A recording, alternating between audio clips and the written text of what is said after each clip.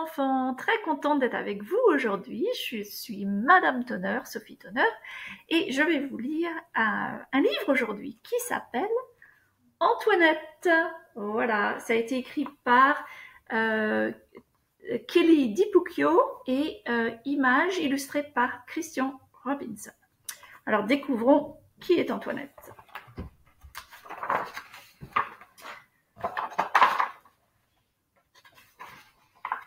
Madame Bulldog regardait ses chiots faire la course dans la cour.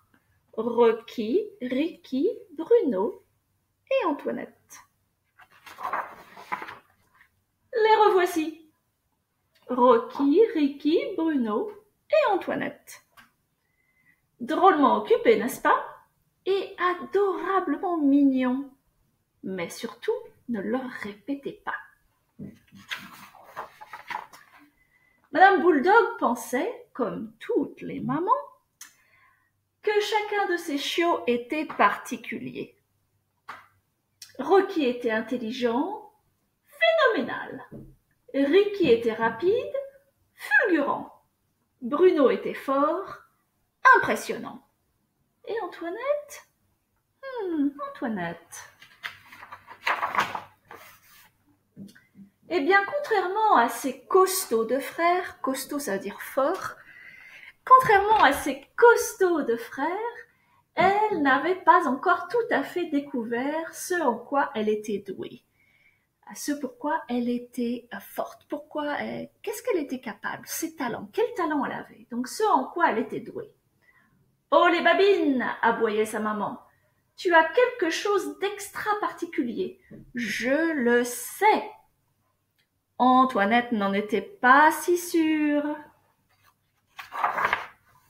Chaque jour, la famille se rendait au parc pour jouer avec ses amis chiens. Fifi, Chouchou, Oulala et Gaston. Antoinette aimait beaucoup Fifi, Chouchou, Oulala et surtout Gaston.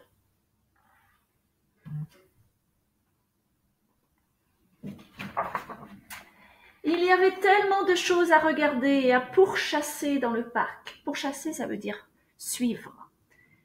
Tellement de choses à pourchasser dans le parc.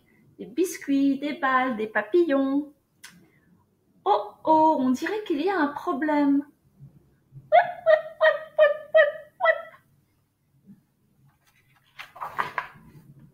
Il manque un chiot, annonça Madame Bulldog. Les chiots se rassemblèrent, tous ensemble. Rocky, Riri, Bruno et Antoinette, suivis par Fifi, Chouchou et Gaston. « Où est ma Oulala ?» demanda Madame Caniche en jappant d'inquiétude. « Nous allons la retrouver, » la rassura Madame Bulldog. Rocky était intelligent, il suivit les traces de pattes dans la boue, pas de Oulala. Ricky était rapide, il fit le tour du parc en un rien de temps, pas de Oulala. Bruno était fort, il souleva absolument chaque pierre, toujours pas de Oulala. Madame Caniche jappa de désespoir. « Qu'allons-nous faire ? Qu'allons-nous bien pouvoir faire ?» C'est alors qu'Antoinette sentit son cœur se serrer et son ventre se pincer. Elle ne pouvait pas abandonner. Elle se mit à renifler les trottoirs. Renifler, ça veut dire sentir. Elle se mit à sentir, à renifler les trottoirs, les vendeurs, les panneaux. La courageuse petite chienne esquivait les vélos. Esquiver, ça veut dire faire attention à ne pas les toucher. Elle esquivait les vélos, les voitures et les balayeurs de rue. Pas même un énorme et bruyant camion poubelle ne put ralentir sa course. Et quand la parade de chiens arriva devant l'entrée du musée, Antoinette se mit à aboyer de toutes ses forces. « Ouip, ouip, ouip, ouip !»« Interdit aux chiens !» s'exclama le gardien d'un ton bourru.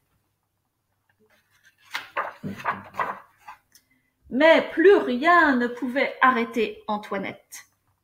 Elle courut en cercle autour de lui, se précipita à travers les portes et se rua dans un long couloir. Ruer, ça veut dire aller très vite. Et se rua dans un long couloir.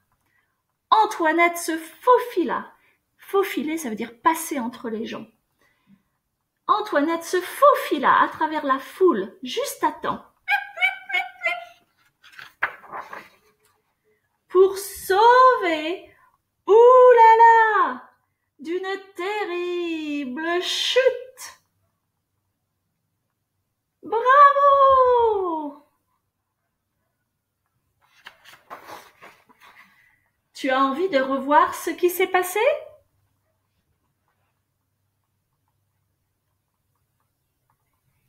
Bien joué, Antoinette.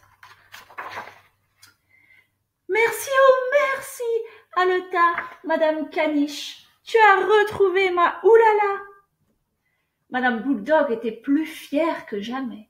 Tu as été remarquablement courageuse, dit-elle à sa fille, en lui adressant un clin d'œil.